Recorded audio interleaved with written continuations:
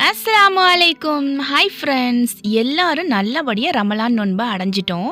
இந்த ரமலான் நோன்பு தொடங்குறதுக்கு முன்னாடி எங்கள் ஊரில் தலைப்பிறை அப்படின்ட்டு நாங்கள் செலிப்ரேஷன் பண்ணுவோம். ஸோ ராம்நாத் டிஸ்ட்ரிக்டை சுற்றி இருக்கக்கூடிய எல்லா ஊர்லேயுமே இதை செலிப்ரேஷன் பண்ணுவோம். அண்ட் எங்களோட ஃபர்ஸ்ட் நோன்பு எப்படி போச்சு அப்படின்றத இந்த vlogல பார்க்கலாம். இப்போ தான் நம்மளுடைய சேனலை ஃபர்ஸ்ட் டைம் பார்க்குறீங்கன்னா லாஸ்ட் வரைக்கும் பாருங்கள். பிடிச்சிருந்தா சப்ஸ்கிரைப் பண்ணிக்கோங்க. வெல்கம் டு ரிசோஸ் டைரி.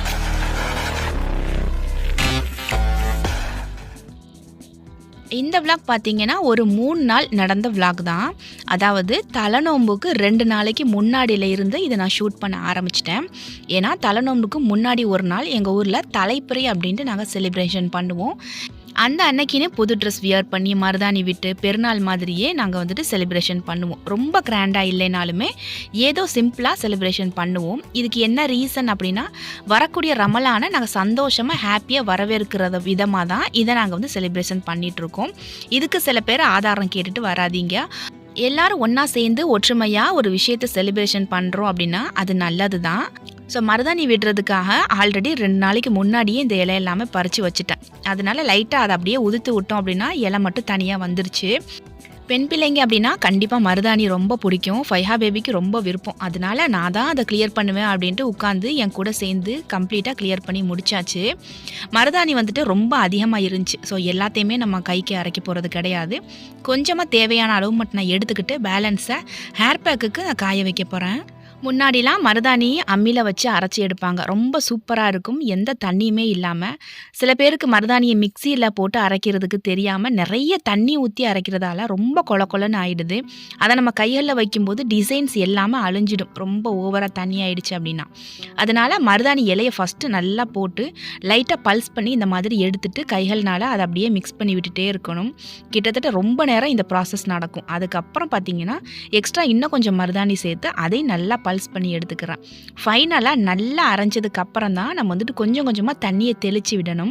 இப்போ இந்த ஸ்டேஜில் நான் வந்து கொஞ்சமாக தண்ணியை ஒரு 1/2 டம்ளருக்கு நான் ஊற்றிட்டு இதை நல்லா கிரைண்ட் பண்ணி எடுக்கிறேன். மருதாணி நல்லா செவக்கிறதுக்கு எங்கள் ஊரில் பார்த்தீங்கன்னா பாக்கு சேர்ப்பாங்க, இல்லைன்னா புளி வைப்பாங்க. சுகர், தேயிலை இந்த மாதிரி எது வேணாலும் சேர்க்கலாம். ஸோ நான் வந்து பாக்கு புளி சேர்க்கலை, சீனி அதுக்கப்புறம் தேயிலை 2 மட்டும் சேர்த்து நல்லா அரைச்சி எடுத்துட்டேன்.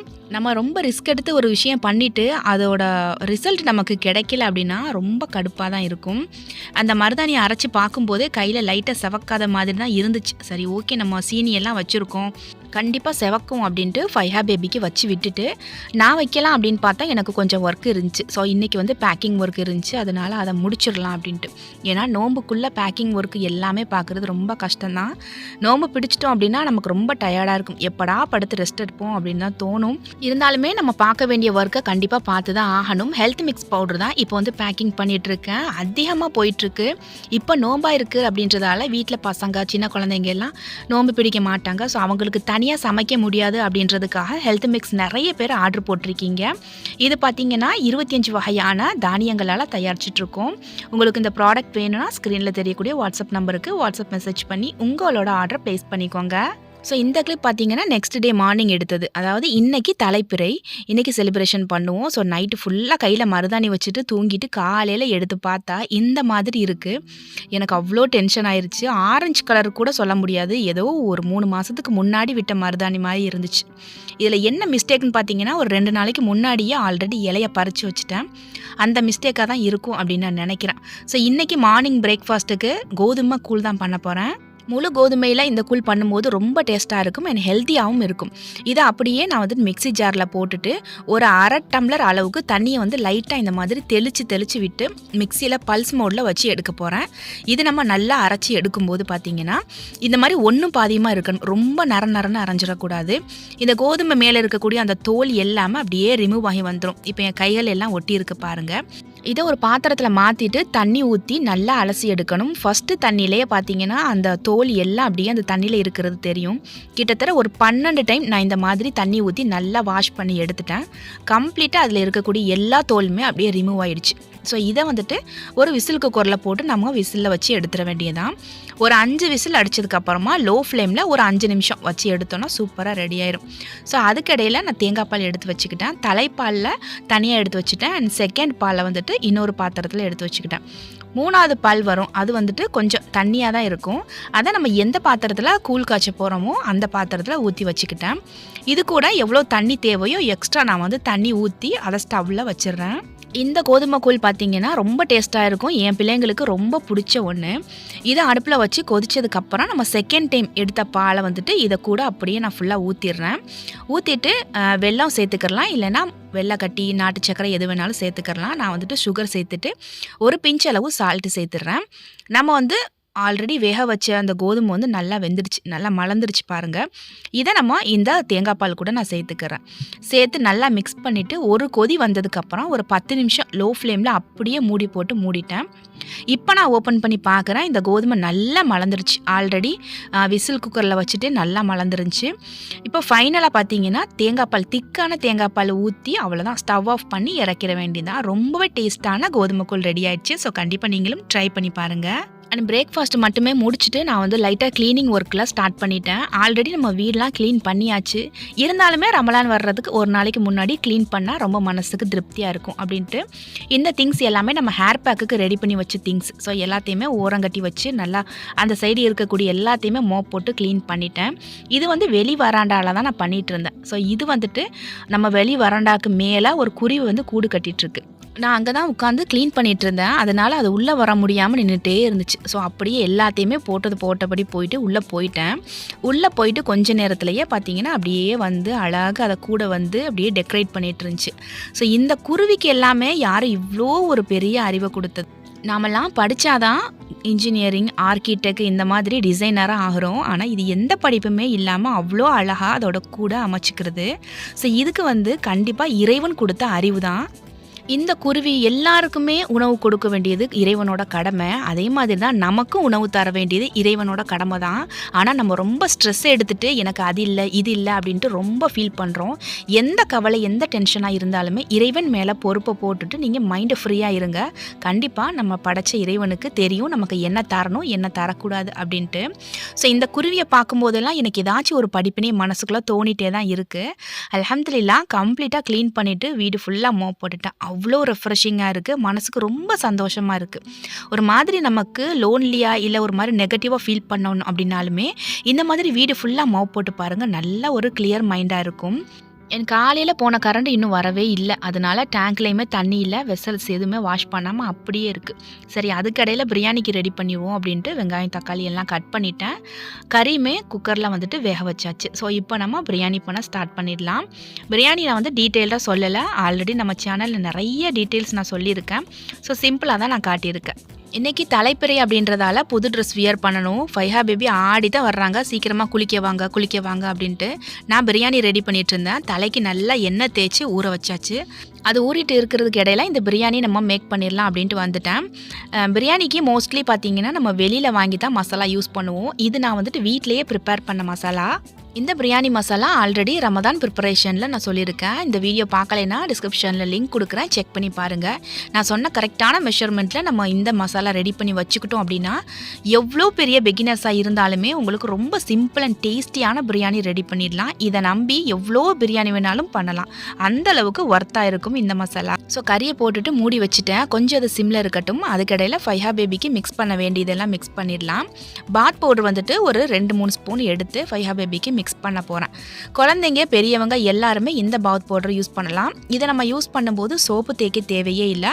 உடம்புல இருக்கக்கூடிய அலர்ஜி பிரச்சனை, துர்நாற்ற பிரச்சனை, இல்லை உங்களுக்கு ஸ்கின் வந்து ரொம்ப டல்லாக இருக்குது, ஸ்கின் ஒரு கலரு, ஃபேஸ் ஒரு கலராக இருக்குது, ரொம்ப கருப்பாக இருக்குது அப்படின்றவங்க, இல்லை என்னோடய குழந்தை வந்து சின்ன பிள்ளையிலேருந்தே கருப்பாக இருக்குது, அது வந்து நல்லா ஒயிட் ஆகணும் அப்படின்னு ஆசைப்படுறவங்க எல்லாருமே இந்த பாத் பவுடர் தாராளமாக யூஸ் பண்ணலாம்.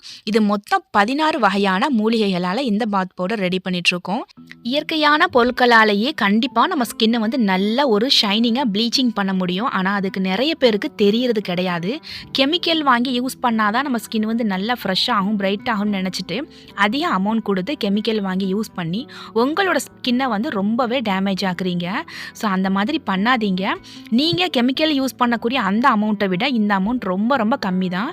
அதே நேரத்தில் உங்கள் ஸ்கின் வந்து நல்லா பளிச்சுன்னு இன்ஸ்டண்ட்டாக ஒரு நல்ல ஒரு க்ளோயிங் கொடுக்கும் இந்த பாத் பவுடர். அண்ட் இதை வந்து நம்ம நம்ம எவ்வளோக்கு எவ்வளோ நல்லா தேய்ச்சி குளிக்கிறோமோ அவ்வளோக்கு அவ்வளோ நல்லா பளிச்சுன்னு அழகாக ஒயிட்டாக ஆகும். அண்ட் நல்ல ஒரு ஸ்மூத் அண்ட் சாஃப்டாகவும் இருக்கும். ஸோ டே ஃபுல்லாமல் உங்களுக்கு ரெஃப்ரெஷிங்காக இருக்கும். இதை யூஸ் பண்ணவங்க கண்டிப்பாக இந்த வீடியோவுக்கு கீழே கமெண்ட் பண்ணுங்கள். அடுத்ததாக ஹேர் பேக்கு தான் ரெடி பண்ண போகிறேன். ஃபைஹா பேபிக்கு ஹேர் வந்து பேக்காக யூஸ் பண்ண மாட்டேன், ஷாம்புக்கு பதிலாக யூஸ் பண்ணிட்டு வர்றேன். இது வந்து லீவ் டைமில் தான் மட்டும்தான் எனக்கு வந்து டைம் கிடைக்குது. ஸ்கூல் டைமில் இந்த மாதிரி நம்ம போட முடியாது. அதனால் என் பையனுக்கும் பொண்ணுக்கும் சேர்த்து ஒரு 4 ஸ்பூன் நான் எடுத்துக்கிறேன். இதை வந்து நம்ம ஷாம்பு மாதிரி யூஸ் பண்ணுறேன்னா சும்மா நார்மலாக வாட்டர் சேர்த்து நல்லா மிக்ஸ் பண்ணி விட்டாலே போதும். இதில் ஆல்ரெடி 20 வகையான மூலிகைகளால் இந்த ஹேர் பேக் ரெடி பண்ணிகிட்ருக்கோம். இதில் பூந்தி கொட்டை அதிகமாக சேர்க்குறதால உங்களுக்கு தேவையான நுரை கிடைக்கும். ஆனால் நீங்கள் ஷாம்பு யூஸ் பண்ணுற மாதிரி அதிகமாக நுரை வரும் அப்படின்னு நீங்கள் எதிர்பார்க்கக்கூடாது. இருந்தாலுமே உங்கள் தலையில் எவ்வளோ எண்ணெய் பிசுக்கு இருந்தாலுமே உங்கள் தலைமுடிக்கு ஏற்ற மாதிரி இந்த பவுட்ரு எடுத்து யூஸ் பண்ணும்போது அதில் இருக்கக்கூடிய எண்ணெய் பிசுக்கு எல்லாத்தையுமே நீக்கி நல்ல சாஃப்ட் அண்ட் ஷைனிங்கான ஒரு ஹேர் உங்களுக்கு கிடைக்கும். அது மட்டும் இல்லை, உங்கள் ஹேரை வந்து நல்லா ரிப்பேர் பண்ணி அடர்த்தியாக கருமையாக நீளமாக வளர்கிறதுக்கு யூஸ்ஃபுல்லாக இருக்கும். ஸோ இந்த ப்ராடக்ட் உங்களுக்கு வேணும்னா ஸ்க்ரீனில் தெரியக்கூடிய வாட்ஸ்அப் நம்பருக்கு வாட்ஸ்அப் மெசேஜ் பண்ணி உங்களோட ஆர்டரை ப்ளேஸ் பண்ணிக்கோங்க. ஸோ அதை வந்து மிக்ஸ் பண்ணதுக்கு இடையில நம்ம ஆல்ரெடி கறி சேர்த்தது நல்லா வெந்துருந்துச்சு. அதனால தேங்காய் பால் வந்துட்டு ஒரு டம்ளர் அளவுக்கு சேர்த்துக்கிறேன். ரொம்ப டேஸ்ட்டாக வரணும் பிரியாணி அப்படின்னா தேங்காய் பால் சேர்க்கலாம். ஸோ அதை வந்து மூடி போட்டுட்டு என்னோட பையனுக்கும் ஃபைஹா பேபிக்கும் நான் மிக்ஸ் பண்ண ஹேர் பேக்கை வந்து நல்லா தலையில் தேய்க்கிறேன். இது வந்து பேக்காக தான் போடணும் அப்படின்னா பெரியவங்க மட்டும் போடலாம், பட் சின்ன குழந்தைங்க போட மாட்டாங்க. இந்த மாதிரி நம்ம ஷாம்பு மாதிரி நல்லா தலையில் தேய்ச்சி விட்டுட்டு அதை ஊற வச்சுட்டு நம்ம உடம்பு ஃபுல்லாக சோப்பு இல்லைன்னா பாத் பவுட்ரு போட்டுட்டு மொத்தமாக நம்ம தலைக்கு குளிச்சிட வேண்டியதான். அவ்வளோதான், நம்ம பிரியாணியுமே ரெடி ஆகிடுச்சு. நான் தம் போட்டு வச்சுட்டேன். ஸோ அதுக்கடையில் நான் வந்து கவுண்டர் டாப் எல்லாமே க்ளீன் பண்ணிவிட்டு வெசல்ஸுமே எல்லாம் வாஷ் பண்ணி முடிச்சிட்டேன். இந்த வேலை முடிகிறதுக்கு பார்த்தீங்கன்னா எனக்கு 1:30 ஆகிடுச்சு. ஸோ இன்றைக்கி ரொம்ப லேட்டு தான். இப்போ ஒரு ஃபங்க்ஷன் அப்படின்னா நமக்கு பார்க்குறதுக்கு செலிப்ரேஷன் பண்ணுற மாதிரி இருக்கும். ஆனால் அது ஃபுல் அண்ட் ஃபுல் ஒர்க்கு யாருக்குன்னு பார்த்தீங்கன்னா நமக்கு தான். ஏன்னா நம்ம அதிகமாக ஒர்க் பண்ணால் மட்டும்தான் எல்லாருமே ஹாப்பியாக இருப்பாங்க. அப்படின்னா கஷ்டப்படுறதுல தப்பே கிடையாது. ஸோ பிரியாணியுமே சூப்பராக ரெடியாக இருந்துச்சு. அல்ஹம்துலில்லாஹ். நமக்கு வந்துட்டு பிரியாணி நல்லா வரல, டேஸ்ட்டாக இல்லை அப்படின்னு நீங்கள் ஃபீல் பண்ணிங்கன்னா கொஞ்சமாக தேங்காய் பால் சேர்த்து பாருங்கள், ரொம்ப சேர்த்துறாதீங்க. ஸோ அதை முடிச்சுட்டு நானுமே ஃப்ரெஷ் ஆகிட்டு புது ட்ரெஸ் வியர் பண்ணிவிட்டு வந்துட்டேன். ஸோ குழந்தைங்களோட ஒன்றா சேர்ந்து சாப்பிட்றதுக்காக பிரியாணி போட்டு அல்ஹம்துலில்லாஹ் இப்படி தான் எங்களுடைய தலைப்பறை போச்சு. ஸோ தலைப்பிறை அப்படின்றது பெருநாளுக்கு ஈக்குவலாக அப்படின்னு கேட்டால் அது கிடையாது. ஆனாலுமே தலைப்பிறை அன்னைக்குன்னு புது ட்ரெஸ் வியர் பண்ணி அந்த சின்ன சின்ன சந்தோஷம், சொந்தக்காரங்க வீட்டுக்கு போகிறது, செலிப்ரேஷன் பண்ணுறது எல்லாமே ஒரு ஹாப்பினஸ் தான். அண்ட் இந்த பிரியாணி வந்து ரொம்ப டேஸ்ட்டாக இருந்துச்சு. என் பையன் சொன்னது என்ன அப்படின்னா, இருக்க நீங்கள் ரொம்ப டேஸ்ட்டாக சமைக்கிறீங்க, ஆனால் முன்னாடி இப்படிலாம் சமைக்கல அப்படின்னு சொன்னது நமக்கு சந்தோஷப்படுறதா இல்லை துக்கப்படுறதான்னு தெரியலை. எக்ஸ்பீரியன்ஸ் தான். நம்ம experience is the best teacher அப்படின்னு சொல்லுவாங்க. ஒரு டைம் தப்பு பண்ணிட்டோம் அப்படின்னா அதை நம்ம திருத்திட்டு மறு டைம் நம்ம அதை கரெக்ஷன் பண்ணி அப்படின்னா எல்லாமே நமக்கு சக்ஸஸ்ஃபுல்லாக அமைஞ்சிடும். ஸோ ஈவினிங் டைமில் ஃபைஹா பேபியை ரெடி பண்ணிவிட்டு நாங்களுமே வெளியில் கிளம்பிட்டோம். ஸோ பெருநாள், தலைப்பிறை இந்த மாதிரினா அம்மா வீட்டுக்கு மாமியார் வீட்டுக்கு போயிட்டு வரணும். அண்ட் சின்ன குழந்தைங்களுக்கு இந்த ஹேர் பேக் யூஸ் பண்ணலாமா அப்படின்னு கேட்குறீங்க. அதுக்காக தான் அடிக்கடி ஃபைஹா பேபிக்கு யூஸ் பண்ணுற மாதிரி நான் காட்டுறேன். ஸோ அதை முடிச்சுட்டு நாங்கள் வெளியில் எல்லாம் போயிட்டு வந்துட்டோம். இன்றைக்கி நைட்டு நோன்பு அப்படின்றது கன்ஃபார்ம் ஆகிடுச்சு. ரொம்ப ரொம்ப சந்தோஷமாக இருந்துச்சு. ஸோ நைட்டு வந்துட்டு தொழுகை கிளம்பணும். அதுக்கு முன்னாடி ஒரு சின்ன ஒரு டெக்கரேஷன் பண்ணியாச்சு. அண்ட் தலைப்பிறை அப்படின்றது எனக்கு தெரிஞ்சு ராம்நாத் டிஸ்ட்ரிக்டை சுற்றி இருக்கக்கூடிய இடங்களை மட்டும்தான் கொண்டாடுவோம். உங்கள் ஊரில் அந்த அன்னைக்குன்னு எந்த மாதிரி பண்ணுவீங்க அப்படின்றத கண்டிப்பாக கமெண்ட் பண்ணுங்கள். அண்ட் தலைப்பிறை அப்படின்னுங்கிறது என்னன்னே தெரியாது அப்படின்னாலுமே அவங்களும் கமெண்ட் பண்ணுங்கள். ஸோ அல்ஹம்துலில்லாஹ் ஃபைஹா பேபியும் நானும் தொழுகிறதுக்கு கிளம்பிட்டோம். அல்ஹம்துலில்லாஹ். அண்ட் அந்த நைட்டு தான் நாங்கள் நோன்பு வச்சோம். ஸோ சஹர் டைம்லாம் எதுவுமே ஷூட் பண்ணலை. இது வந்து நெக்ஸ்ட் டே மார்னிங்கில் இருந்து லுஹர் டைம், அதாவது 2 மணி வரை நான் வந்து தொழுகிறது ஓதுறது இப்படி தான் போச்சு. கிச்சன் உள்ள நான் வரவே இல்லை. கொஞ்ச நேரம் மதியம் நான் தூங்கிட்டேன். இது வந்து ஈவினிங் 4 மணியில் இருந்து எடுத்த கிளிப்ஸ் தான். ஸோ பால்மே அடுப்பில் வச்சாச்சு ஃபலூடா பண்ணுறதுக்காக அண்ட் கடல் பாசி பண்ணுறதுக்காக. இன்றைக்கி வந்து லெமன் ஜூஸ் போடலை, டேங்கில் தான் போடுறேன். டெய்லியுமே டேங்கில் போடுவேனா அப்படின்னா கிடையாது. எப்போச்சும் ஒரு நாள் விட்டு ஒரு நாளைக்கு ரோஸ் மில்க், ஒரு நாளைக்கு டேங்க், ஒரு நாளைக்கு நன்னாரி சர்பத் இந்த மாதிரி தான் போட்டுட்ருக்கேன். டேங்கில் ஆரஞ்சு டேங்கை விட இந்த மாதிரி எல்லா ஃப்ரூட்ஸுமே கலந்த மாதிரி இருக்கும். இந்த ஃப்ளேவர் எனக்கு ரொம்ப பிடிக்கும். பர்டிகுலராக இதுதான் ஃப்ளேவர் அப்படின்னு இல்லாமல் எல்லாம் மிக்ஸ் ஆன மாதிரி இருக்கும், நல்லாவும் இருக்கும். ஸோ அதை மிக்ஸ் பண்ணி வச்சுட்டு நான் வந்துட்டு பாதாம் பீஸினை வந்துட்டு மிக்சியில் போட்டு நல்லா பவுட்ரு பண்ணி வச்சுட்டேன். டக்குன்னு நம்ம எடுத்து இந்த மாதிரி தண்ணியில் மிக்ஸ் பண்ணிட்டோம்னா உடனே ஊறி நமக்கு கிடச்சிரும். ஃபர்ஸ்ட் டே நோன்பு அப்படின்றதால ஃபைஹா பேபி ரொம்ப டயர்டாகி அப்படியே உட்காந்துட்டு இருந்தாங்க. நான் கிச்சனு உள்ளே வரவுமே நானும் ஜூஸை மிக்ஸ் பண்ணுறேன், நானும் எல்லாம் பண்ணுறேன் அப்படின்னு வந்து நின்றுட்டு இருந்தா. ஏன்னா, அவள போய் ஹால்ல சும்மா உட்காரு அப்படின்னு சொன்னா போர் அடிக்குது, எனக்கு பசிக்குது, எனக்கு தண்ணி தவிக்குது, தலை வலிக்குது. இதே புராணம் தான் ஃபர்ஸ்ட் டே ஃபுல்லாவே ஓடிட்டு இருந்துச்சு. இதுக்கு வந்துட்டு நன்னாரி சிரப் வந்துட்டு இந்த பாட்டில நான் வாங்கி யூஸ் பண்ணுவேன். இது ₹320 அப்படின்னு நெனைக்கிறேன். இத ஒரு 2 மூடி மட்டும் சேர்த்தோம்னா நல்ல வாசனையா இருக்கும். ஒரு நேச்சுரலான நன்னாரி சிரப் இது. அடுத்ததா இன்னைக்கு ஃபலூடா பண்ணுறதுக்காக பேக்கெட்டில் வாங்கினேன். பேக்கெட்டில் இது வரைக்கும் வாங்கி யூஸ் பண்ணதே கிடையாது. இதில் எப்படி போட்டிருந்துச்சு அப்படின்னா 1 லிட்டர் பாலுக்கு அப்படியே ஃபுல் பேக்கெட்டையுமே போட சொல்லியிருந்துச்சு. நான் ஒரு பாதி பாக்கெட் மட்டும் தான் போட்டேன். போட்டு நல்லா மிக்ஸ் பண்ணேன். இது ஸ்ட்ராபெரி ஃப்ளேவர் அப்படின்றதால நல்ல ஸ்ட்ராபெரி ஸ்மெல்லாக இருந்துச்சு. இதில் ஃபுல் பேக்கெட்டுமே எதுக்கு நம்ம போடணும், அதில் சேர்த்திருக்க பொருள் என்ன அப்படின்னா சேமியா, அதுக்கப்புறம் சப்ஜா சீட், அது மட்டும்தான். ஸோ ஒரு ஃப்ளேவருக்காக பாதி பேக்கெட் மட்டும் போட்டுட்டு நான் வீட்டில் இருந்த சப்ஜா சீடையும் சேமியாவையும் சேர்த்து நான் மிக்ஸ் பண்ணிட்டேன். கொஞ்ச நேரத்துலேயே அதை அப்படியே லோ ஃப்ளேமில் வச்சு நல்லா மிக்ஸ் பண்ணி விட்ட உடனே நல்லா திக் ஆகிடுச்சு. ஸோ ஒரு பேக்கெட்டை ஒரு நாளைக்கு காலி பண்ணுறதுக்கு 2 நாளைக்கு நம்ம வச்சு யூஸ் பண்ணிடலாம் அப்படின்ட்டு அதையுமே ஃப்ரிட்ஜில் வச்சுட்டேன். அடுத்ததாக கடல் பாசிக்கு இன்றைக்கி பசும்பாலில் கடல் பாசி பண்ணுறேன். மோஸ்ட்லி இந்த பிரியாணி இலை இல்லாமல் கடல் பாசியே கிடையாது. இது வந்து பிரிஞ்சி இலை அப்படின்னு சொல்லுவோம், இல்லைன்னா டவுன் பாண்டா அப்படின்னு சொல்லுவோம். இது மோஸ்ட்லி மலேசியாவில் கிடைக்கும். அதுக்கடையில் உளுந்த வடைக்குமே நான் உளுந்து ஊற போட்டுட்டேன். இது ஒரு 1/2 மணி நேரம் ஊறினா போதும், சூப்பரான உளுந்த வடை நமக்கு ரெடி ஆகிடும். கனவா வந்து நேற்று வாங்கி வச்சுருந்தேன். ஸோ ஃப்ரிட்ஜில் இருந்து எடுத்து அதையுமே தண்ணியில் போட்டு வச்சாச்சு. இன்றைக்கி சஹருக்கு கனவா கிரேவி தான். பள்ளிவாசல்ல இருந்தும் நோம்பு கஞ்சி வந்தாச்சு. இந்த நோம்பு டைமில் மட்டும்தான் பள்ளிவாசல்ல இருந்து நோம்பு கஞ்சியை பார்க்க முடியும். ஸோ வருஷத்தில் ஒரு டைம் நமக்கு கிடைக்குது. அதனால் முடிஞ்ச அளவுக்கு டெய்லியுமே வாங்கி குடிச்சிருவோம். ஃபஸ்ட் டே நோம்பு அப்படின்றதால ரொம்ப ஹெவியாக ரொம்ப அப்படியே கிராண்டாலாம் இன்றைக்கி இஃப்தார்லாம் இல்லை. ஏன்னா ரொம்ப டயர்டாகவும் இருந்துச்சு. அதனால் என்னால் என்ன முடியுமோ அது மட்டும்தான் நான் பண்ணேன். ஸோ வீடியோக்காக ரொம்ப கிராண்டாக பண்ணுறதும் கிடையாது. என் வீட்டில் என்ன பண்ணுறனோ அதை தான் என்னோடய வீடியோவில் எப்போவுமே நான் காட்டுறேன். இதை உளுந்த வடைக்கு சைடில் நான் மிக்ஸ் பண்ணிவிட்டு இன்னொரு சைடில் பார்த்தீங்கன்னா நான் வந்து கனவாக்கி அதை தாளிச்சிட்ருக்கேன். ஒரே டைமில் 2 வேளை பார்த்து முடிச்சிட்டோம் அப்படின்னா டைமும் நமக்கு சேவ் ஆகும். உளுந்த வடை போடுறது ரொம்பவே ஈஸி தான். லைட்டாக தண்ணியில் நம்ம கைகளை நிலச்சிட்டு அதுக்கப்புறம் கையில் எடுத்து இந்த மாதிரி லைட்டாக ஹோல் போட்டு விட்டோம் அப்படின்னா சூப்பராக உளுந்த வடை வந்துடும். உளுந்த வடை மட்டும்தான் பண்ணேன். இதுக்கு சைடிஷ் பார்த்தீங்கன்னா சட்னி பண்ணேன். நோம்பு டைம் 30 நாளுமே எங்கள் வீட்டில் மீன் வாங்க மாட்டோம். பசங்க மீன் சாப்பிட மாட்டாங்க. இந்த மாதிரி கிரேவியாக பண்ணது, முட்டை கிரேவி, சிக்கன் கிரேவி, கனவா கிரேவி, இந்த மாதிரி ஏதாச்சும் பிள்ளைங்களுக்கு பிடிச்ச மாதிரி தான் பண்ணுறது. ஃபைஹா பேபி ரொம்ப டயர்ட் ஆகிட்டாங்க. எப்போமா நோம்பு திறக்கிற நேரம் வரும் அப்படின்ட்டு. ஸோ பிள்ளைய பார்க்குறதுக்கு ரொம்ப பாவமாக இருந்துச்சு. ஸோ அதுக்கப்புறம் எல்லாத்தையுமே அரேஞ்ச் பண்ணி வச்சாச்சு. கொஞ்சம் நேரத்துலேயே உட்காந்து எல்லாருமே துவா பண்ண சொல்லிவிட்டு அதுக்கப்புறம் நோம்பு திறக்க ஆரம்பிச்சிட்டோம். அல்ஹம்துலில்லாஹ் இப்படி தான் எங்களுடைய ஃபஸ்ட் டே நோன்பு போச்சு. ஸோ உங்களுக்காக நான் கண்டிப்பாக துவா பண்ணுறேன். எனக்காகவும் நீங்கள் துவா பண்ணுங்கள். இன்ஷா அல்லாஹ் நம்ம சேனலில் கண்டிப்பாக 1 லேக் சப்ஸ்கிரைபர்ஸ் ரீச் பண்ணணும். ஸோ அதுக்காகவும் துவா பண்ணுங்கள் அண்ட் சப்போர்ட் பண்ணுங்கள். இவ்வளோ நேரம் இந்த வீடியோ பார்த்தவங்க எல்லாருக்குமே ரொம்பவே நன்றி. இன்ஷா அல்லாஹ் நெக்ஸ்ட் ஒரு சூப்பரான வீடியோவில் பார்க்கலாம். தேங்க்ஸ் ஃபார் வாட்சிங்.